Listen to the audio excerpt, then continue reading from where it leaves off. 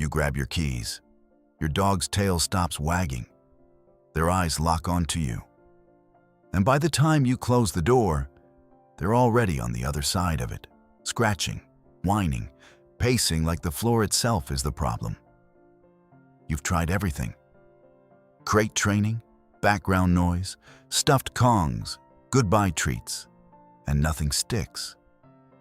Because here's what no one tells you. Separation anxiety isn't a behavior problem. It's a biological response. And the way most dog owners try to fix it is actually the reason it keeps coming back. Stay with me for the next few minutes. I'm going to show you exactly what's happening inside your dog's nervous system when you walk out that door, and the 4 invisible errors you might be making right now that are making it dramatically worse. Let me say this first. If you're dealing with this, you are not a bad dog owner. You love your dog. You probably love them a lot. And that love is actually at the center of this problem, which is something nobody warned you about. Most people figure there's something wrong with their dog. Maybe they're a rescue. Maybe they had a rough start. Maybe they're just a nervous breed. And yeah, history and genetics play a role. But here's what the research on canine nervous systems consistently shows. The dog's level of distress when you leave is almost never about you being gone. It's about the way you go. That's the shift. And everything in this video flows from that single insight. So let's talk about what you've probably already tried. You've heard, ignore your dog before you leave. You do it. You put on your shoes 20 minutes early, walk around the house, act casual. No goodbye, no eye contact. Your dog is a little less frantic in that moment. But you come home to a shredded cushion anyway, because ignoring the departure without changing what the departure means doesn't fix the root. It just delays the spike. Or maybe you've tried the opposite. The big, loving goodbye. You hold them. You talk to them softly. You promise you'll be back. Because isn't connection the answer? Isn't trust what we're building? Or you've tried sneaking out. Waiting until your dog is distracted. Then slipping through the back door so quietly they don't even notice you're gone. Feels like a small victory. Until you check the camera and see them pacing in circles for 45 minutes straight. None of these work. Not because you're doing them wrong. Because they're all treating the wrong problem. They're managing the emotion of the departure. They're not changing what that departure actually means to your dog's nervous system. Here's where the science gets genuinely interesting, and honestly, a little uncomfortable. Your dog's brain doesn't work like yours. They don't have a concept of, you'll be back in 3 hours. They don't own a clock. They don't read calendars. What they have is something researchers call an olfactory environment, a world built almost entirely out of scent. Think about what that means. Your home right now is saturated with you. Your scent on the couch, on the pillow, in the kitchen. Your dog navigates their entire emotional reality through that scent landscape. It's what tells them, everything is okay. The pack is here.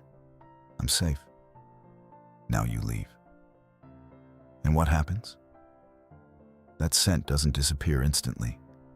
In the first 30 minutes, you're still very much present. Your dog can smell you everywhere.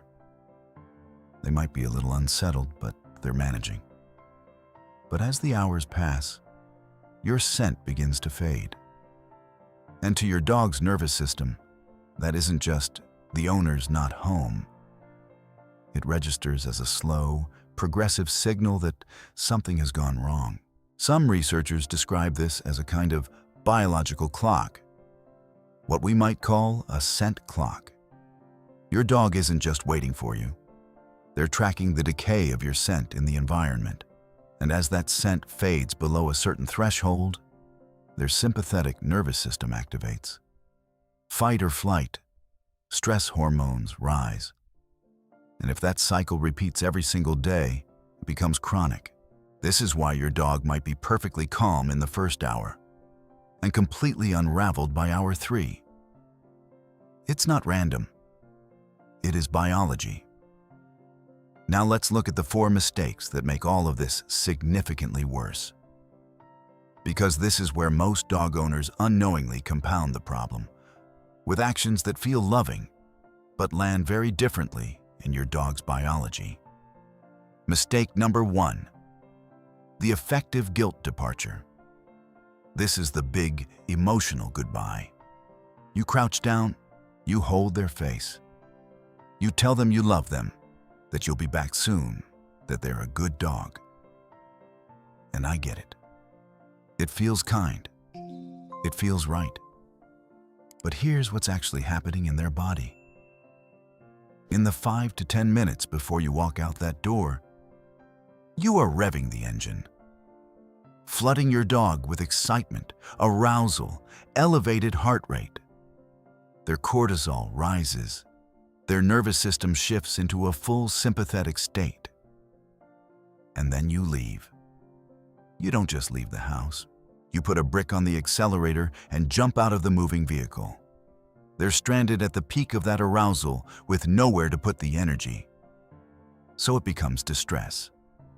Mistake number 2, sneaking out.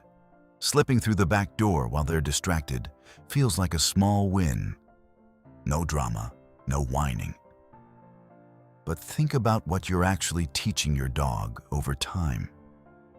You are teaching them that you can disappear without warning. No signal, no predictability, just gone. And so they learn they can never fully relax. The moment they stop watching you, you might vanish. Their vigilance is a completely rational response to an unpredictable world you created for them. Every minute at home becomes low-grade monitoring. That's exhausting. And it's the root of what owners call Velcro dog behavior. Mistake number 3, the dramatic return. The level 10 celebration when you open the door. You're home. They're jumping. You're laughing. Honestly, it feels great. It feels like love. But here's the psychological problem. You're teaching your dog that the contrast between your absence and your presence is enormous. Your absence is emptiness. Your presence is total euphoria. When you repeat that contrast every single day, you confirm to their nervous system your departure really is a loss event. Your return really is salvation. The gap between those two states is exactly as dramatic as they've been telling you. Mistake number 4, ignoring the olfactory environment. Most owners never think about scent as a tool. But remember the scent clock. Your dog's distress peaks around hour 2 or 3 because your scent has faded below that biological threshold. And yet, this is the one variable almost no one addresses because no one talks about it. So what does changing this actually look like? Let's walk through it. Start with what I call a neutral departure cue. Choose a simple, completely flat phrase. Something with zero emotional charge. Watch the house. That's it. Say it in the same calm tone every single time you leave.